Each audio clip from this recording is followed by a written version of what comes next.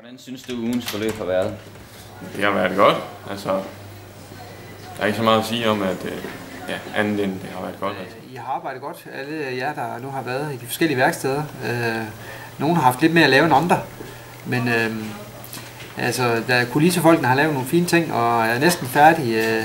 Pressefolkene, de bliver ved med at finde på gode idéer til, hvad de kan lave, så det er super, at vi får lavet en god pressedækning og informationsmateriale omkring det her The Beginning. Jeg synes, det har været rigtig godt, fordi at man får lov til at være sammen med de andre klasser, og også på dem på andre aldre og sådan noget, så jeg synes, det er rigtig godt.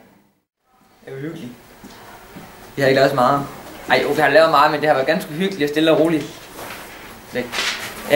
Ja, vi har arbejdet intensivt, nogle af os. Jeg vil sige, at jeg har arbejdet godt. Det var sådan nogen, der ikke har arbejdet så godt. Jeg synes, det var meget sjovt. Det var spændende sådan at arbejde i grupper, og jeg lavede noget sammen, og sammen med lave noget. Det har været rigtig sjovt at lave noget nyt i forhold til alle de andre stjerner, hvor det var, at vi bare skulle ud og løbe.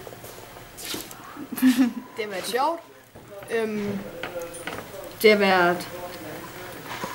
Jeg synes, det har været okay, altså en okay stjerne, på grund af, at vi er kommet til at lave noget, som vi ikke har prøvet før på samme måde.